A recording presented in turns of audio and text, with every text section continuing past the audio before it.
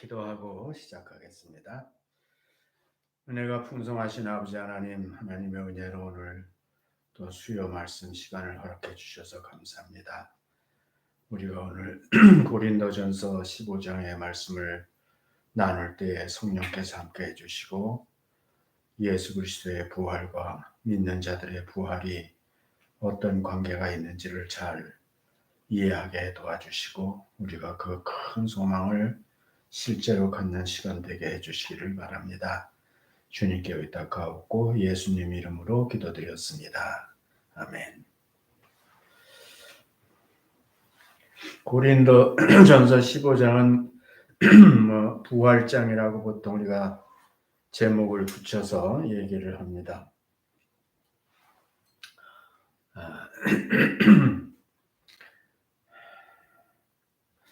예수 그리스도를 구주로 믿는 자들의 부활의 몸에 대하여 이렇게 제가 제목을 붙였어요. 맨 위에 15장은 그냥 부활을 증거한다 이런 내용이기보다는 예수 그리스도를 주님으로 믿은 사람들이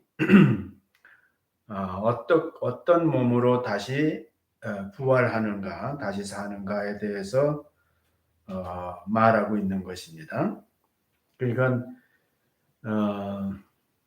일단은 믿는 사람들, 고린도 교회 교인들이죠. 고린도 교회 교인들을 통해 교인들을 향해서 우리가 이제 예수 그리스도의 부활을 믿는데 그 부활을 믿을 때 우리들에게는 어떤 의미가 있나 이제 그런 얘기를 하는 거죠. 그래서 이 얘기는 10고린도 15장은 우리의 육체의 부활, 우리 몸의 부활을 말하는 겁니다. 믿는 자들이 몸의 부활에 대해서 얘기를 한다 이렇게 생각을 하면 됩니다.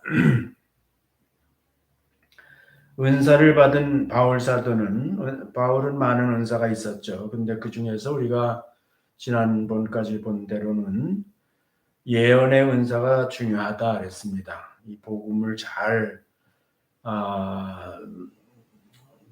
가르치는, 복음을 잘 이해하고 가르치는 은사가 중요한 것이다. 기독교는 이제 이 복음이 생명이고 이 복음이 사람들한테 잘 전달돼야 되는 거잖아요. 전도로 구원을 하시는 거니까. 그래서 이제 많은 은사들이 있지만은 이 전달하는 내용, 진리를 복음을 전달하는 것이 제일 중요한 일이고 또 그런 것이 큰 은사다 이렇게 했고 그렇게 하는 데에서는 사랑을 통해서 사랑이라는 사랑으로 복음을 전해야 된다 그랬습니다. 그래서 바울 사도는 고린도 교회 예언, 지식, 가르침으로 가장 유익한 것을 지금 행하고 있는 거예요. 바울 사도 스스로가 이 가장 중요한 복음에 대해서 얘기를 하고 있는 건데 그 중에서도 이제 복음의 꽃과 같은 거죠. 부활이죠, 부활. 이 부활에 대해서 이제 바울 사도는 하나님께 받은 은사를 따라서 가르치고 있는 겁니다. 그래서 엄격히 말하면 바울 사도의 말에 근거하면은 내가 하는 것이 아니라 내 안에 성령이 하시는 거다 그랬으니까 이제 성령께서 바울을 통해서 바울의 은사를 가지고 가르쳐 주시는 것이다 이렇게 보면 되겠습니다. 이 고린도전서 15장의 내용을 바울 사도가 기록하게 된 이유에 대해서 12절에서 쓰고 있습니다. 여기 12절에 우리가 성경을 이제 막연히 보지 않으려고 지금 그러는데 12절 같이 한번 읽어보면 그리스도께서 죽은 자 가운데서 다시 살아나셨다 전파되었거늘 너희 중에서 어떤 이들은 어찌하여 죽은 자 가운데서 부활이 없다 하느냐. 이제 12절이 중간에 나오긴 하지만도 바울 사도가 이 부활에 대한 내용의 말씀을 고린도 교회에 그 기록해서 보내는 이유가 뭐냐면은 고린도 교회에서 소위 믿는 사람들 중에서 그 어떤 이들이라고 이렇게 썼습니다. 어떤 이들. 교회 바깥의 사람들이 아니고 교회 안에 있는 사람들 중에 죽은 자 가운데서 부활이 없다라는 말을 하고 있는 겁니다. 이런 그 어떤 개인이 뭐 하고 있는 말이 아니라 모르긴 해도 여기에서 이런 것이 이제 교회 문제가 될 정도면은 어떤 그 지도자들이 말씀을 가르치는 사람들이거나 영향력을 줄 수 있는 위치에 있는 사람들 중에서 일부가 이 죽은 자 가운데 부활이 없다라고 이제 부활을 부정하는 그런 가르침이 있었던 것 같아요. 그래서 이거는 이제 교회의 사실 존립의 문제죠. 이 기독교에서 우리가 믿는 데서 그 부활이 제외되면은 뭐 뭘 믿어요?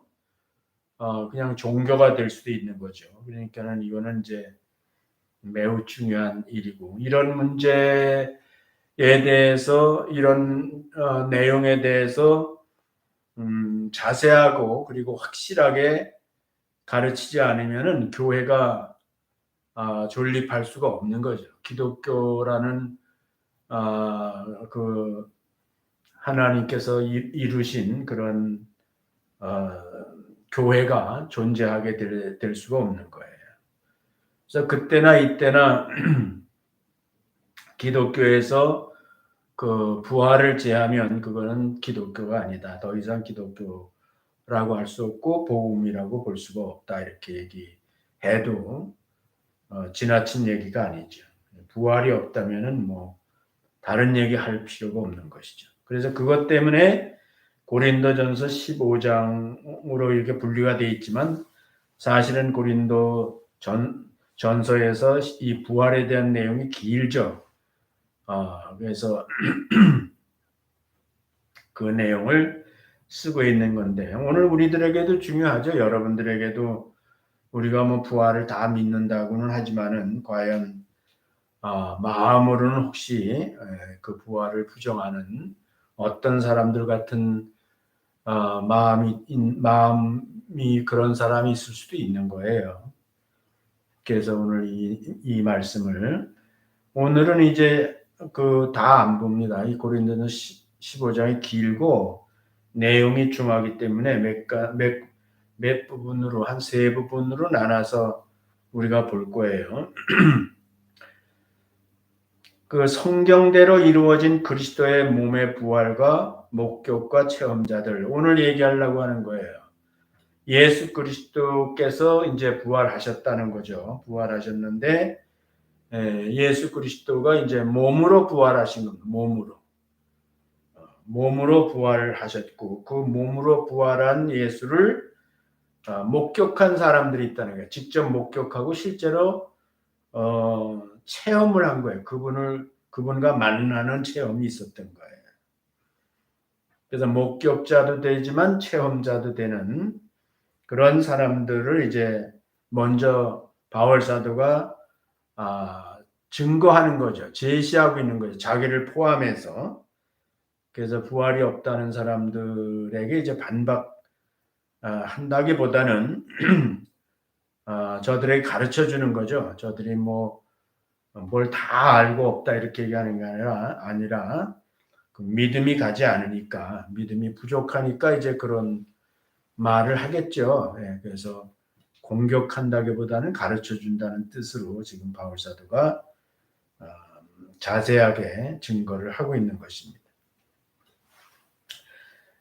그 1절을 다시 한번 여러분들도 보시면 좋겠는데 형제들아 이렇게 시작을 했으니까 믿는 사람들이죠.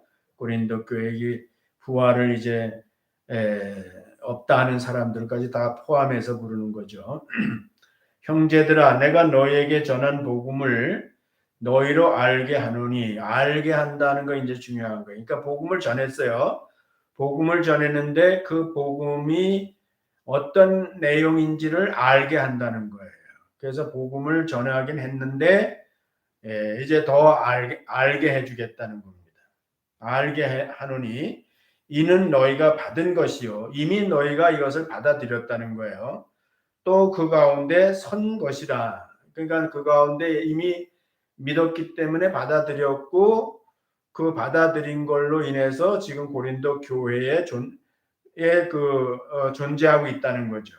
선자다는 거는 이제 히스템인데 이거는 이미 너희들이 확증을 했다는 거, 인정을 했다는 거죠. 그걸 다시 한번 상기시키는 뜻에서 아마 이렇게 인사말 같이 한 것 같습니다. 그래서 그 이제 내가 설명하려고 써놓은 거는 알게 한다는 거야. 알게 한다. 그게 안다는 게 참 중요한 거죠. 우리가 믿는 것도 중요하지만 바로 알고 믿어야지 뭘 믿느냐에 따라서 그것이 전혀 결과가 다를 수 있으니까 이 복음에 대해서 우리는 아주 확실하고 분명하게 알고 믿는 것이 참 중요하다 하는 것을 이제 바울 사도도 얘기를 하는 거야. 이런 걸 잘 모르니까 그런 얘기들이 나오죠. 부활이 없다 뭐 이런 얘기들이 나오니까 알게 하는 것이 참 중요하다. 아는 것이 중요하다. 그래서 바울이 복음을 이미 전했지만은 그 복음을 더 알게 한다. 알게 하겠다는 거예요. 더 자세히 알게 하겠다. 그래서 복음은 계속 알아나가야 되는 거예요. 우리가 예수님이 나의 구주가 되시는구나 하고 이제 믿을 수는 있는데 우리 이방인들은 특히 더 그렇죠. 그런 것들이 이루어진 내용들을 잘 모르게 되면은 그 믿음이 힘이 없어요. 그냥 뭐 입에서 믿음이지 마음에는 그 힘이 없으니까 다른 이론이나 사상이나 의심이 들어오면은 그거 견디지 못하죠. 그거 버틸 수가 없는 거죠. 내용이 없으니까. 그래서 아는 것이 참 중요한 거예요. 복음을 믿었다래도 계속해서 그 복음의 내용을 배워서 잘 알아나가는 것이 매우 중요한 거예요. 그래서 기독교는 뭐 교육의 종교다, 뭐 책의 종교다, 뭐 우리가 이렇게 얘기를 하는 이유가 바로 그런 거죠. 우리가 한번 내가 예수 믿었지만은 내 믿음이 올바른 믿음으로 결실하기 위해서는 계속해서 이제 알아나가는 우리 요즘 말로는 공부해야죠. 공부를 해 나가는 것이 중요한 거예요. 그래서 하나님이 사실은 이 교회 공동체를 주셨다고 볼 수가 있는 거예요. 거기 교사도 주시고 목사도 주시고 많은 사역자를 주셔서 성도를 온전케 한다는 것은 온전하다는 게 뭐냐면은 복음을 올바로 알고 올바로 아는 복음을 믿음으로 아주 그 흔들리지 않는 그런 믿음을 갖게 하는 거죠. 그걸 위해서 교회를 만들어 주시고 교회에 교사들을 주시고 그렇게 하시는 거예요. 그러니까 우리가 주일날 와서 예배를 드리고 예배 안에도 물론 설교가 있어서 가르침이 있고 다 그러지만은 사실 예배 형식적인 예배 말고 우리가 정말로 이 복음의 내용을 잘 알아나가기 위한 그런 그 공부가 필요한 거죠. 공부가 필요한 거예요. 지금 우리가 이게 수요일날 이 하는 것이 이제 공부죠. 그래서 우리가 이제 일주일에 한 번씩 이렇게 1시간씩 하는데 사실은 이게 중요한 거에 비하면은 너무 약한 거죠. 그래서 바울 사도 같은 경우는 에베소 교회가 세워질 때에 그 12명이 예수 믿기로 작정을 하니까 그 사람들을 그 두란노 서원이라는 데로 데려갔잖아요. 왜냐하면 안 믿는 유대인들이 자꾸 방해를 했단 말이죠. 그러니까 이 사람들을 분리해가지고 두란노 서원에 가서 날마다이라고 써 있어요. 날마다 이태 동안 2년 동안을 날마다 가르친 거예요. 그러니까 뭐 날마다 24시간 했다는 건 아니겠죠. 사람들이 다 생활 속에 있었으니까 뭐 저녁에 했을 가능성이 높겠죠. 사람들이 일 다 끝나고 나면은 저녁에 하고 또 낮에는 뭐 집에 있는 부인들을 위해서도 했을 수 있고. 그러니까 최소한 그렇게 바울 사도 같은 분한테 배워도 2년 동안은 날마다 배워야 된다 그러면 그 2년 동안 학교 다녀야 된다는 거죠. 그 정도는 배워야 에베소 교회가 세워지는 거죠. 에베소 교회가 하나 제대로 쓸 수 있는 최소한의 배움의 시간이 그 정도 필요하다 이렇게 얘기하는 거예요. 여러분 개인적으로도 이건 뭐 교회 얘기기보다는 여러분 개인적으로도 이왕 예수 믿는데 예수님 믿고 그 예수님 믿는 것이 영혼을 결정짓는 그렇게 사실 절대적으로 중요한 거죠. 절대적으로 중요한 것인데 거기에 비해서 그것을 아는 것에 대해서 올바른 믿음을 내가 갖는 것에 대해서 개인적으로도 그 필요가 있는 겁니다. 여러분들이.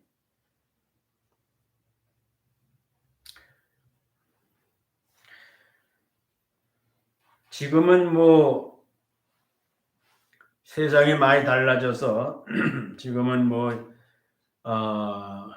유튜브에 들어가거나 뭐 온라인을 통해서라도 사실 마음만 먹으면은 얼마든지 배울 수 있죠. 물론 그 가운데는 이제 여기 그릇된 것도 많이 있죠. 이단도 있고 잘못 가르치는 데도 있고 뭐 다 그렇습니다. 근데 기도하면서 여러분이 객관적으로 신뢰할 만한 분이 있으면 뭐 목사나 이런 분들한테 그 추천을 받거나 이래가지고 그 공부를 해야죠. 공부를 해야 됩니다. 지금 세상은 뭐 핑계할 수가 없죠. 뭐 멀리 어디 가서 하는 것도 아니고 그러니까는 맘만 먹으면 얼마든지 지금 공부를 해서 올바른 믿음을 우리가 굳게 할 수 있는 거죠. 미안합니다.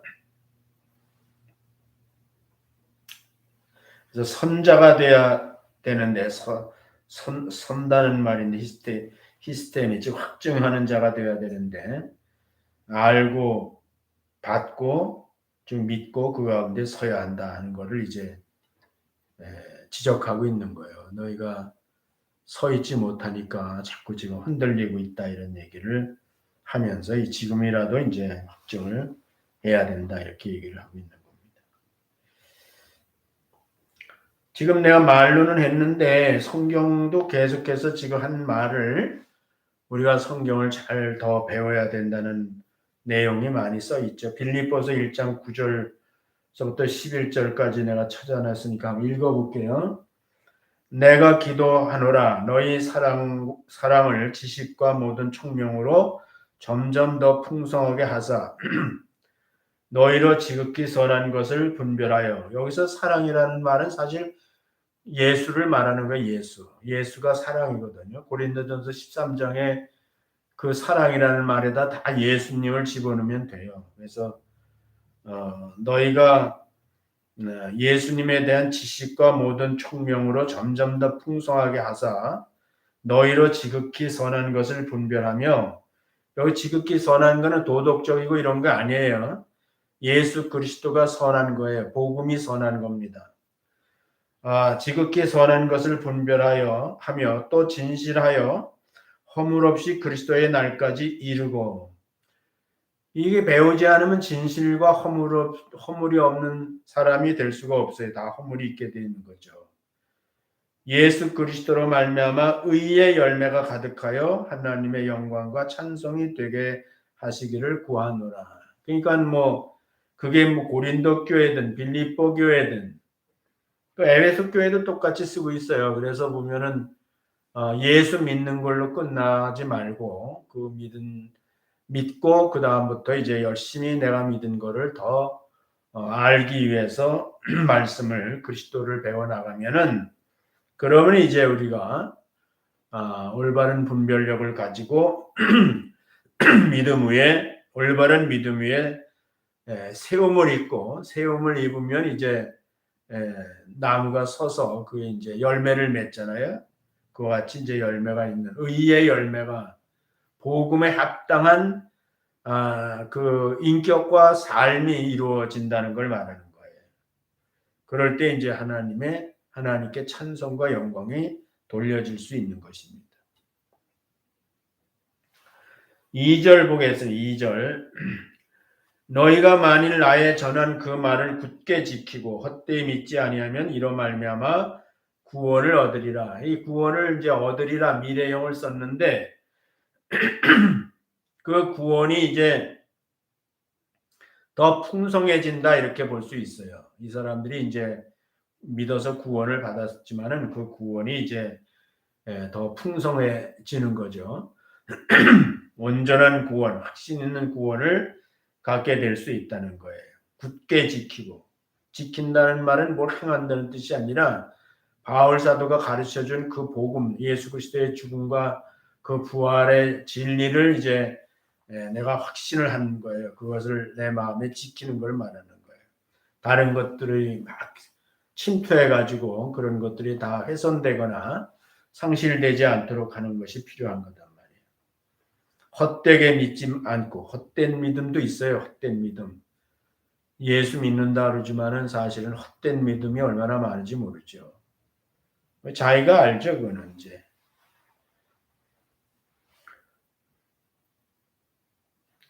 그랬을 때 이제 비로소 올바른 구원을 얻는 것이에요. 올바른 구원에 이르게 된다 이런 말입니다. 뭘로 말미암아 이 복음을 잘 듣고 그 복음을 잘 지켜 나갈 때에 그렇게 된다는 거예요.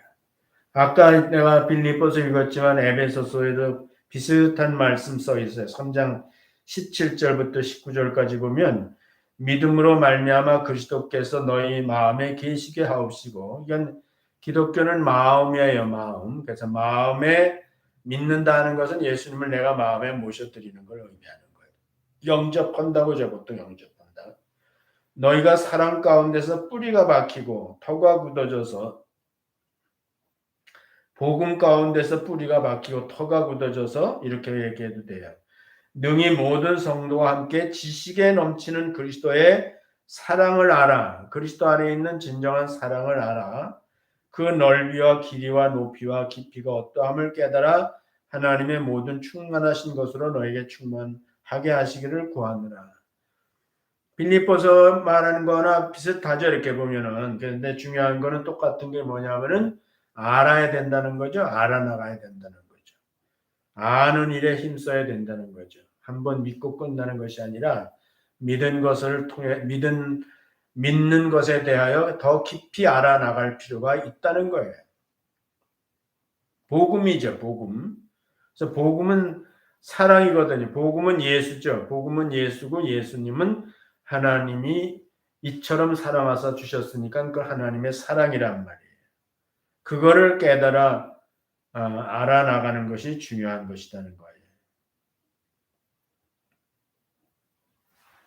고린도 교회가 믿기는 믿었는데 3년 6개월 동안이나 바울 사도가 가르쳤음에도 불구하고 많은 사람들이 이제 믿음에 굳게 서질 못하고 다른 것들에 대해서 이제 흔들리니까 이 공동체 안에서도 여러 가지 어려움들이 있게 되고 또 믿은 내용조차도 자꾸 훼손되고 이 잘못된 가르침에 의해서 흔들리고 이제 이런 과정에 있으니까 바울 사도가 다시 이제 편지를 써서 저들을 경고케 하려고 하는 것인데 그 내용은 익히 아는 대로 예수 그리스도의 십자가의 죽으심과 부활과 승천과 재림과 영광을 가르치는 것이죠. 그게 이제 복음이니까. 3절에 보면 내가 해받은 내가 3절에 내가 받은 것을 먼저 너에게 전하였노니 이는 성경대로 그리스도께서 우리를 위하여 죽으시고 장사 지낸 바 되었다가 성경대로 사흘 만에 다시 살아나사 이렇게 이제 써 있는데 여기 이제 성경대로 계속 반복되고 있죠. 예수님의 그 죽으심도 성경대로 죽으시고 죽으신 후에 장사 지낸 것도 성경대로 이루어진 것이고 그 다음에 다시 살아나신 것도 성경대로 된 것이다. 사흘 만에 살아나신 것도 성경대로 된 것이다. 성경대로 됐다는 것은 하나님께서 말씀하신 대로 이루어졌다는 얘기죠. 지금 이게 성경은 하나님의 말씀이니까 하나님이 말씀하신 대로 된 거라는 것을 성경에다 근거를 두고 있는 겁니다. 성경에다. 어떤 개인의 생각이나 사상이 아니고 만들어진 얘기가 아니고 지금 바울 사도가 고린도 교회에 가르쳐준 내용은 성경에 근거를 두고 성경대로 이루어진 내용을 가르쳐 준 것이다 하고 바울 사도가 자기의 랍비로서 자기의 어떤 생각이나 사상이나 만들어진 학문을 가지고 얘기하는 것이 아니다 하는 것을 이제 얘기하고 있는 것이죠.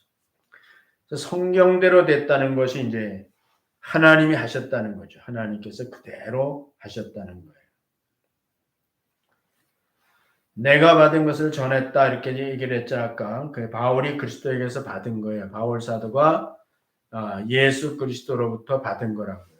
그러니까는 주님께서 성경에는 뭐 바울이 잠깐 동안 예수님을 대낮의 빛보다 더 밝은 빛으로 경험을 하고 이제 그런 것만 나와 있지만은 그 바울 사도의 전체 간증을 보면은 예수님께서 바울에게 명령하셨어요. 이 복음을 전하라고. 그래서 그 복음에 대해서도 바울 사도는 예수님에게 직접 들었단 말이죠. 그래서 자기가 그리스도에게서 받은 것이다 이렇게 말하고 있는 겁니다. 이 바울 사도가 이제 12 사도들하고 이제 다르죠. 예수님에게 직접 3년 반 동안 그 예수님의 제자들은 이제 듣고 배웠는데 바울 사도는 그때는 거기에 없었죠. 네, 없었습니다.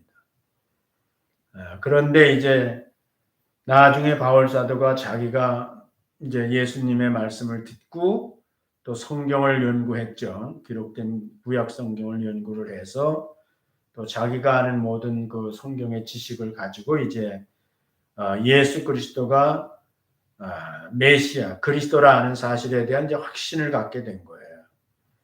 그래서 바울 사도가 열심히 복음을 전했는데 나중에 이제 보니까 사도들이 가르치고 전하는 내용이나 자기가 예수님으로부터 받고 자기가 또 깨달아 알아서 가르치는 내용이나 그 내용이 같은 거예요. 네, 그 내용이 같은 내용을 가르치고 있는 거예요. 그러니까 예수님께서 바울 사도에게 직접 복음을 알게 해주신 거란 말이지. 그래서 그것이 이제 나중에 예루살렘의 그 사도들이 바울이 전하는 그 복음이 자기들이 전하는 복음과 같은 것이며 그렇기 때문에 바울에게나 자기들에게나 같은 주님께서 그 가르쳐 주신 거다 하는 사실을 알게 돼서 그래서 바울 사도를 받아들이고 서로 교제하고 같은 그런 복음 전도의 사명을 감당하는 그 동역자로 여기게 되는 것을 볼 수가 있습니다. 근데 그거는 오늘날 우리가 이제 물론 성경을 가지고 하니까 뭐 다 일치하는데 오늘날도 보면은 뭐 이단도 있고 사이비도 있고 뭐 이상한 말하는 사람들도 있고 이제 그렇게 하는데 그 정상적으로 우리가 그 검증된 복음을 전하는 사람들을 보면은 다 같아요. 예, 교단이 다르지만은 교단을 초월해서 복음이 다 같습니다. 가르치는 내용이.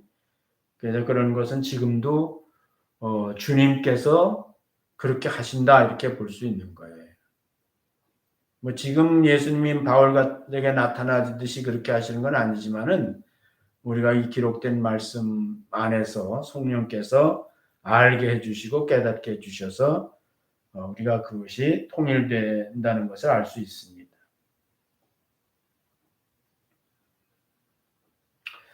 그래서 성경대로 그리스도께서 우리 죄를 위하여 죽으시고 이렇게 써 있는데 여기 우리라는 표현은 이제 고린도 교인을 다 포함해서 바울 자신과 고린도 교인을 다 포함하고 오늘날 우리까지도 다 포함해서 예수님께서 성경대로 우리 죄를 위하여 죽으시고 이렇게 써 있는 겁니다.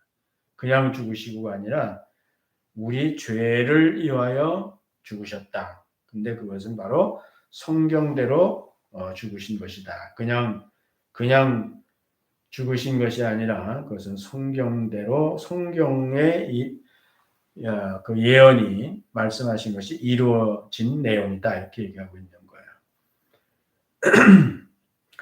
그 성경대로라는 건 이제 거기서 그 당시 성경이라는 것은 이제 구약 성경을 의미할 수 있습니다. 어떤 분들은 뭐 바울 시대니까 사도들이 이제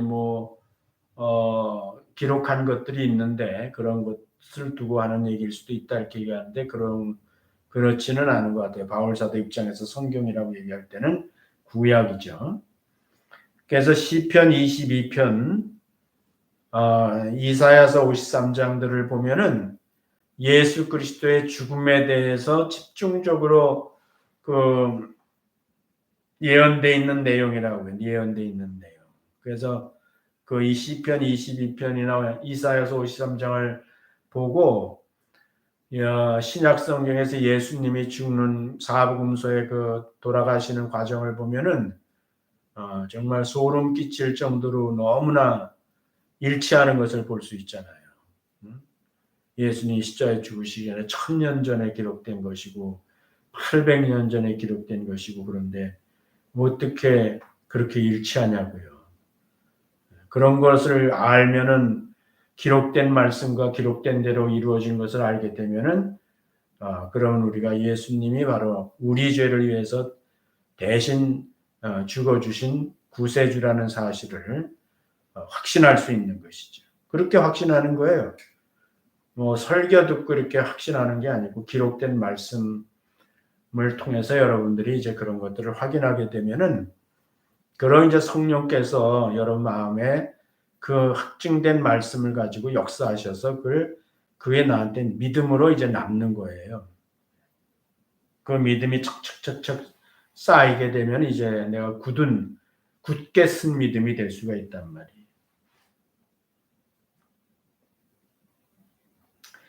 죽으심에 대해서 그렇지 장사 지낸 바 되었다 그랬죠. 장사 무덤에 들어갔단 말이에요. 그건 부자의 묘실에 대한 예언의 성취죠. 그거는요. 내가 뒤에 이렇게 성경 구절을 다 찾아놨어요. 이따가 같이 읽어볼 거예요.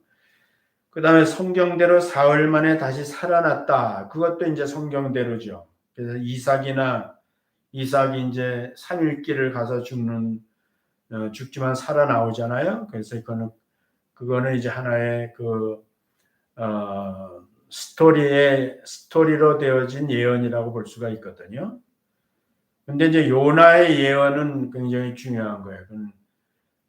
요나가 3일 동안 물고기 뱃속에 들어가 있다가 도로 살아서 나왔는데 그거는 예수님이 직접 자기 자신과 이렇게 대비해서 인용하셨기 때문에 그건 아주 중요한 거예요. 예수님도 물론 계속해서 내가 3일 만에 살아나리라 3일 만에 살아나리라 이렇게 말씀하셨고요.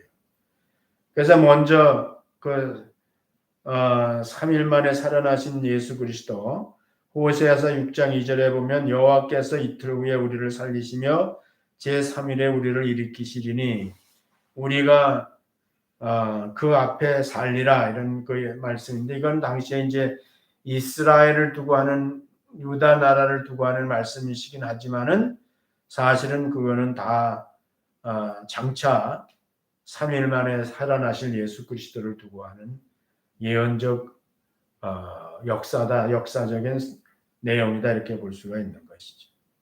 아까 말씀드린 이제 요나의 그 표적인데 요나서에는 이렇게 써 있어요. 여호와께서 이미 큰 물고기를 예비하사 요나를 삼키게 하셨으므로 요나가 3일 3야를 물고기 배에 있으니라 그랬는데 마태복음 12장 40절에 보면요.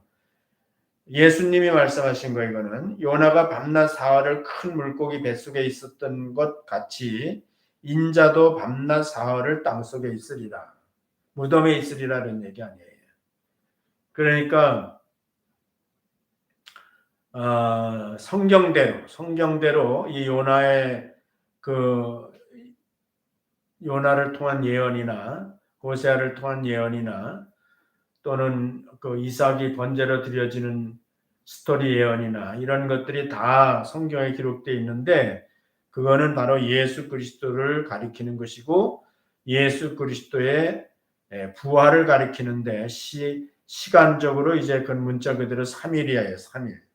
3일에 일어날 일이다. 그것이 이제 표적이 되는 거죠. 그것이 믿는 사람들에게는 표적이 되는 거예요. 그 성경대로 이루어졌다는 증거가 되는 거라는 말이에요.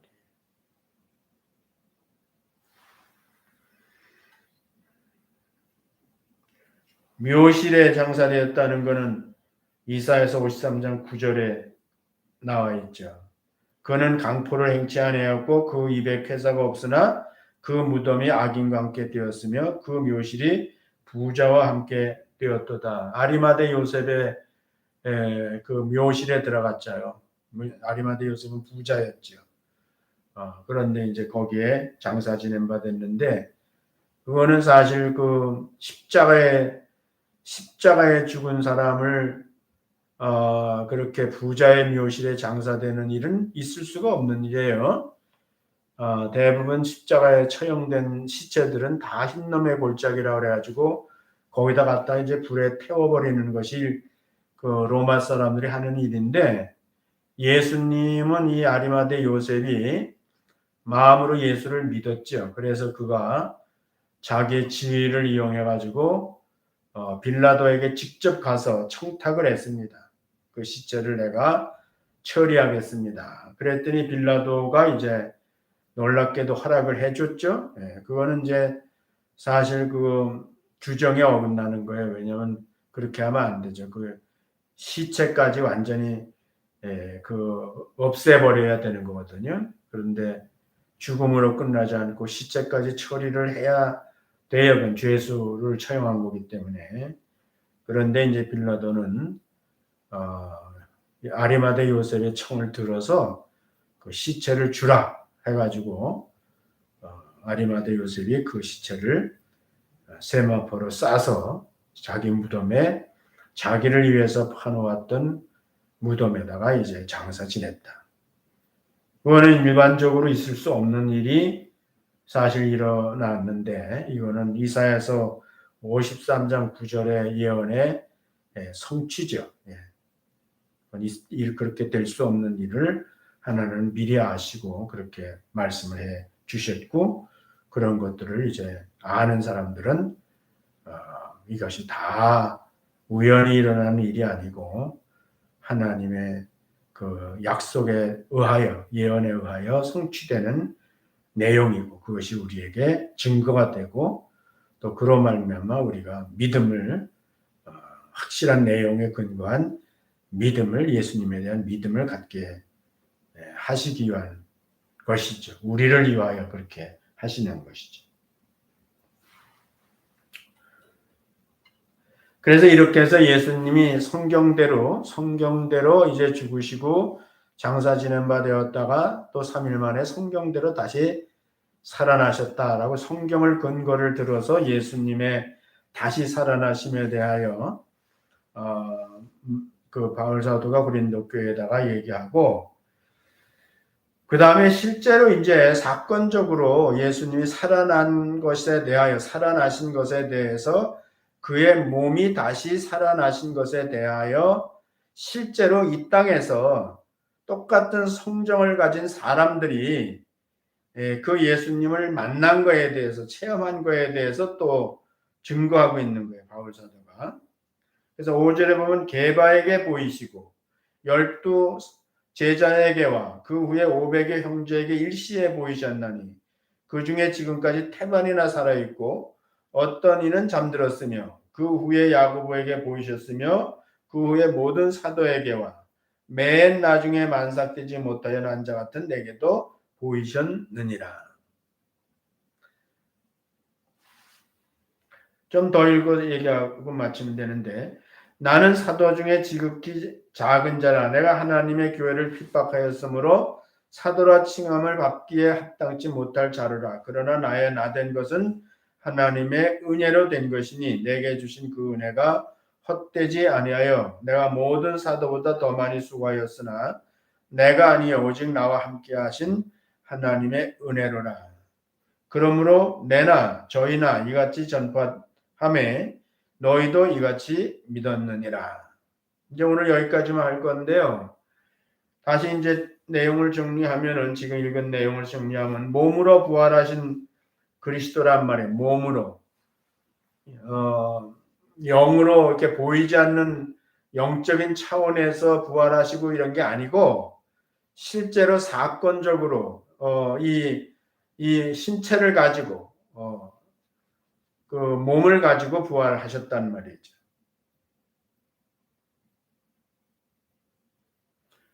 그래서 보이시고 보이셨나니 보이셨으며 보이셨느니라 거기 찾아보세요. 그렇게 써 있죠. 보이시고 보이셨나니 보이셨으며 보이셨느니라. 보이시고 누구 게바에게 베드로죠. 베드로에게 보이시고 여기에서 이제 사실은 예수님이 부활하셨을 때 무덤에서 직접 예수님을 만난 그 막달라 마리아 같은 사람이 있죠. 여자가 베드로는 오히려 그 후에 무덤을 찾아왔던 사람이고요. 그러니까 유대 사회에서 그 당시에 이제 여자들에 대한 그 유대인뿐만 아니라 이제 여자들에 대한 관점이 있었으니까 이제 거기에 그 사람들은 제외되긴 했는데 사실 그 복음서에 보면은 막달라 마리아가 예수님을 만나거든요. 부활하신 예수님을. 근데 그걸 그냥 성경은 쓰고 있어요. 그러니까 막달라는 이제 막달라라는 동네의 여자고 7 귀신 들렸던 여자고 그러는데 사실 사람들이 그의 증거를 믿지 못하죠. 정신적인 질환도 있고 그랬던 사람이니까. 근데 성경은 그냥 막달라 마리아가 예수님을 만났다 이렇게 써 있어요. 그리고 그가 이제 사도들한테 가서 증거하고. 근데 어쨌든 여기 게바 베드로에게 보이시고 또 12 제자에게와 500여 제자에게 일시에 보였다. 이건 실제로 일어난 사건이에요. 꿈이었는 얘기가 아니고 예수님 부활하시고 40일 동안 그 사역을 하셨단 말이에요. 몸을 가지시고. 그 몸을 가지고 사역한 거는 뭐냐면은 믿는 제자들에게 자기를 따르던 믿는 제자들에게 자기를 보이신 거예요. 보이신 거. 그 봤단 말이에요. 환상을 보는 것이 아니고 실체를 봤다. 실체를 보여주시는 거예요. 실체를. 그러니까 예수님의 부활을 얘기하는 것이 15장은 아니에요. 예수님의 부활은 이제 첫 열매라고 그러고 우리의 부활, 믿는 우리들이 부활할 것에 대해서 얘기하는 것이 초점인데 그래도 이제 지금 11절까지는 예수님의 그 살아나심에 대해서 먼저 얘기하고 그것이 이제 표적이 되고 증거가 되고 그래서 그것을 근거로 해서 우리도 산다 하는 것을 얘기하려니까 이제 예수님의 부활을 기록하고 있는 겁니다.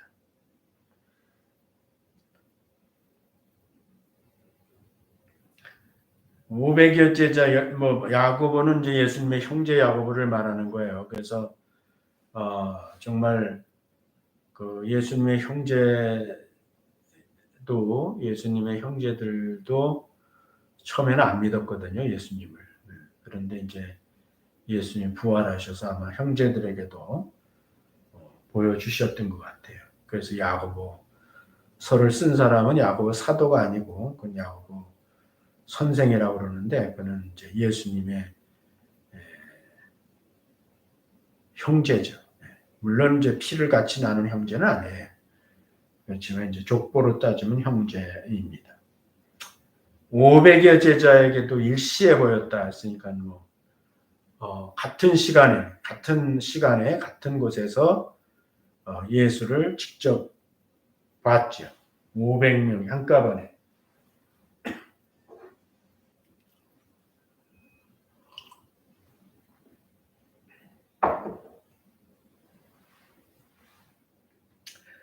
사실 우리는 그냥 2000년이나 지나와서 우리가 듣고 믿고 다 이런데 굉장히 피상적이죠, 우리는. 그랬나 보다 이렇게 이제 여기게 되는데, 그러나 우리가 그렇게 하면 안 되죠.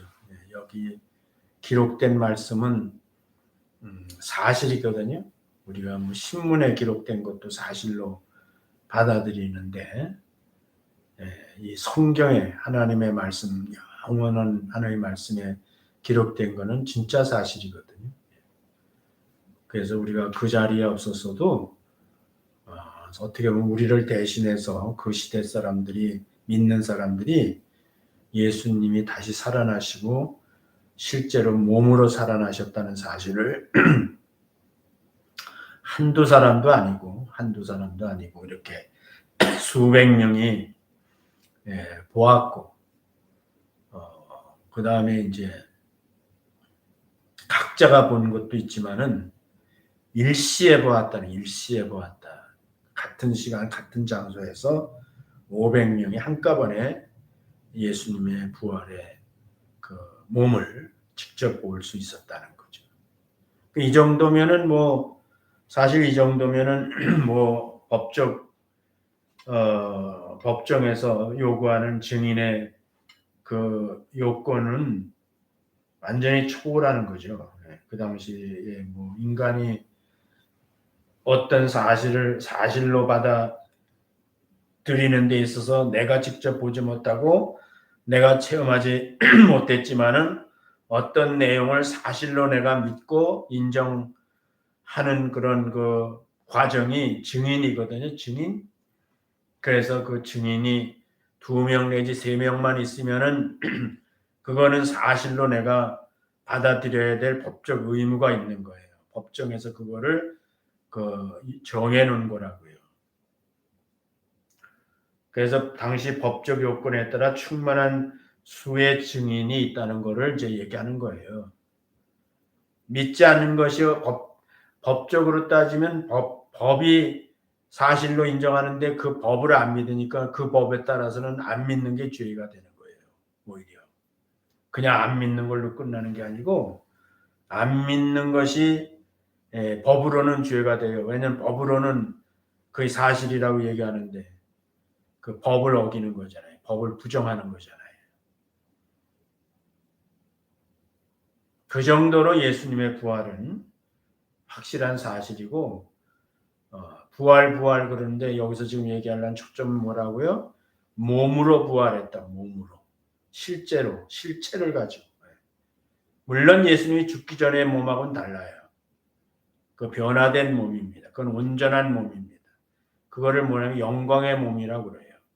시공을 초월할 수 있고요. 어쨌든 쉽게 말하면 이 중력을, 이 우주의 법칙에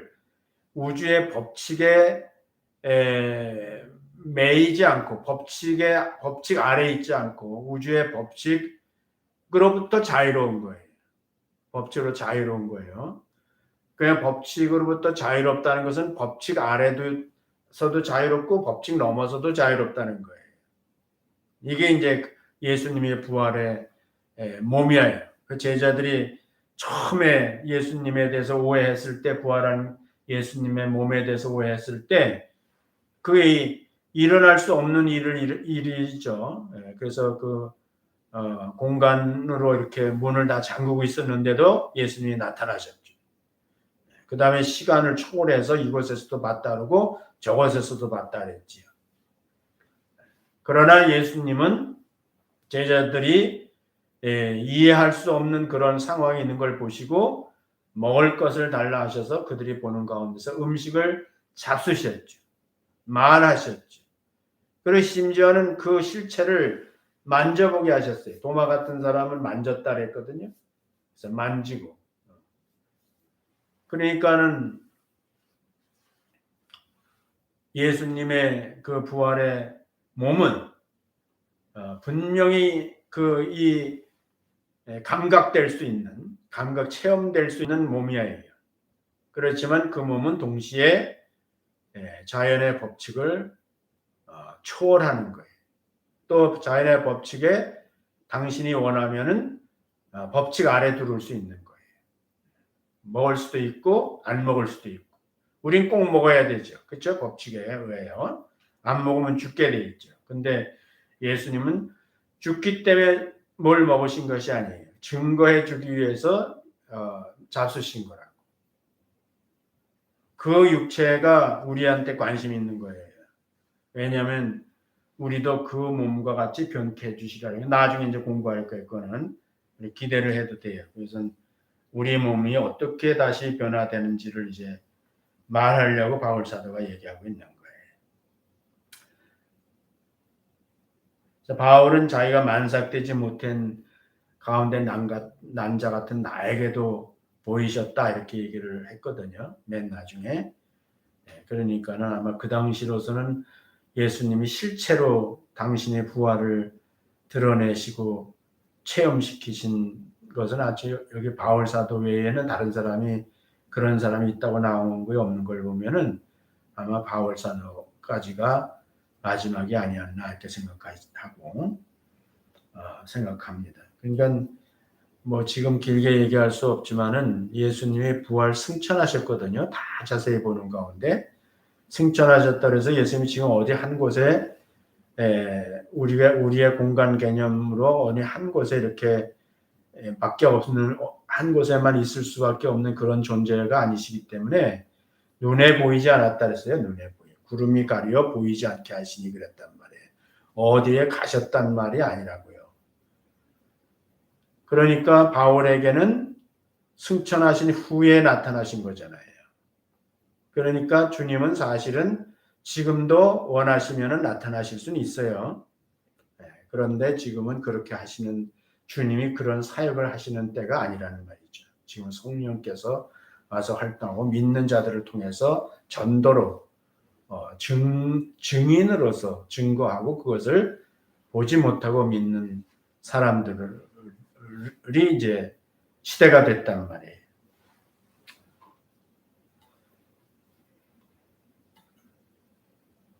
그래서 바울 사도는 자기를 보라는 거예요. 나를 봐라. 내가 이렇게 교회를 핍박하고 정말 반 예수적으로 살던 사람일 뿐만 아니라 그렇게까지 안 믿던 사람이다. 그런데 내가 그 예수를 만났다. 그리고 내가 변화된 걸 봐라. 이렇게 변화됐고 내가 이렇게 복음을 목숨을 걸고 전하는 것인데 이것은 내가 억지로 하는 것이 아니라 내 안에 하나님이 하시는 것이고 내가 이런 은혜를 받았기 때문에 이 놀라운 이 주님의 은혜를 내가 받아 예수 부활을 자기가 경험했고 자기를 사도로 삼아 주셨으니까 내가 정말로 자원하는 마음으로 이 큰 은혜에 비하면은 내가 하는 일이 아무것도 아니다. 그래서 나를 좀 봐라. 내가 그런 일이 예수가 다시 살아나신 것이 사실이 아니면 내가 그렇게까지 됐겠느냐? 그렇게 변화됐겠느냐? 그리고 내가 지금 이렇게 할 필요가 있겠느냐? 하면서 이제 자기 자신을 가지고 이제 고린도 사람들이 다시 정신 좀 차리고 예수 부활의 사실을 받아들이라는 얘기죠.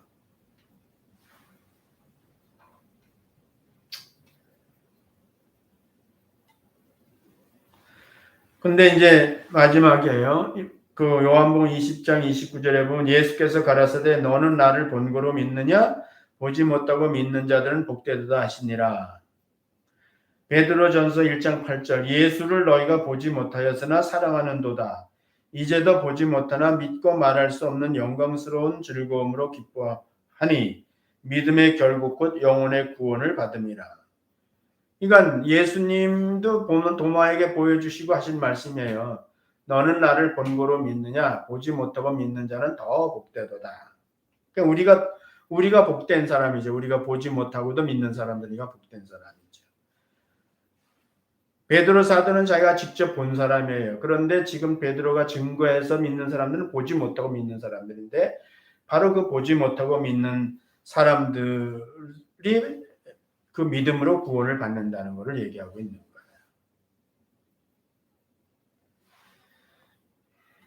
그래서 요한일서는 이제 영지주의자들을 반박하는, 즉 예수님의 육체로 오시고 육체로 부활하셨다는 것을 주장하는 자들을 반박하기 위해서 사도 요한이 이제 쓴 편지잖아요.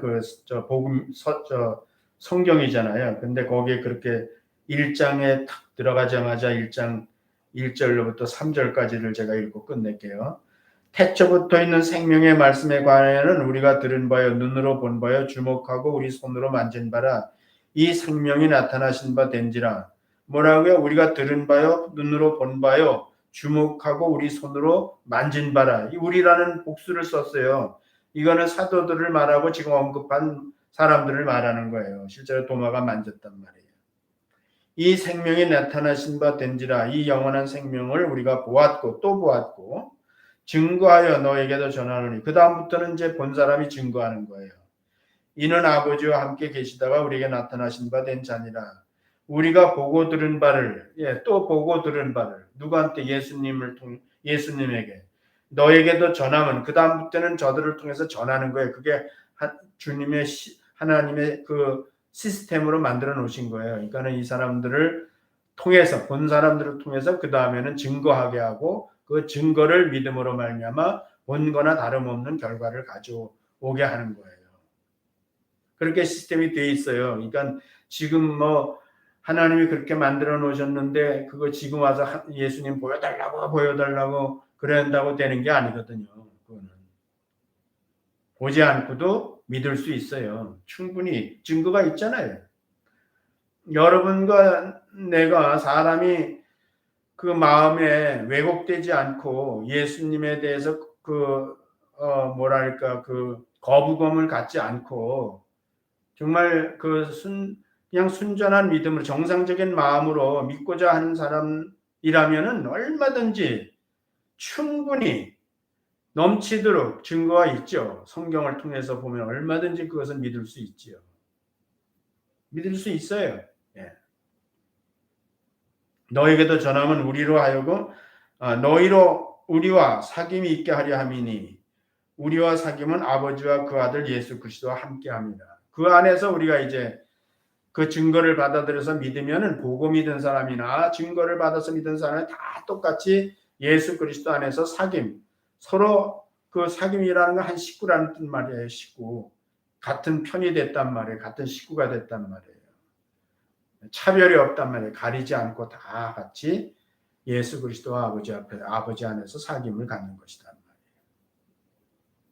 그래서 오늘은 예수님의 몸의 부활에 대해서 이제 얘기를 했고, 이 몸의 부활에 대한 근거를 가지고 그 다음에 이제 예수 믿는 사람들이 그 예수님의 부활과 어떤 관계가 있는지에 대해서 우리와 주님의 부활이 어떤 관계가 있는지에 대해서 얘기하는 거예요. 그러니까 주님이 죽으시고 부활하시고 하시고 한 모든 거는 주님 자신을 위해서 하신 게 아니에요. 다 우리를 위해서 하신 거란 말, 우리를 구원하시기 위해서 하신 거란 말이에요. 주님 자신이 자신을 위해서 죽고 부활하고 이런 게 아니란 말이죠. 우리를 위해서 한 거란 말이에요. 그러니까 우리가 중요한 거예요. 그래서 그분의 주님께서 일어난 일들이 우리와 어떤 관계가 있나를 이제 아는 것이 중요한 거고, 그럼을 제대로 알고 우리가 믿을 때에 주님과 올바른 하나님의 그 우주적인 섭리 속에 우리가 이제 하나님과 올바른 관계가 이루어지게 된다, 이런 얘기가 되겠습니다. 오늘 기도하겠습니다. 은혜로우신 아버지 하나님, 감사합니다. 저희들이 이런 형편이지만 하나님이 허락하셔서 말씀을 나누게 해주시니 감사하고, 성령께서는 무소부지하시니 어디나 계시니 말씀을 귀담아 듣는 사람들에게 역사하여 주시고, 우리가 익히 들어가는 말들이지만 다시 한번 우리가 이 사실로 예수 그리스도의 부활을 알고 믿게 하여 주시고, 그 믿음이 예수 그리스도의 부활이 나와 어떤 관계가 있는지를 다시 한번 자세히 알므로 우리의 믿음이 확신을 갖는 믿음 되게 하여 주시기를 바라고 예수님 이름으로 기도드렸습니다. 아멘.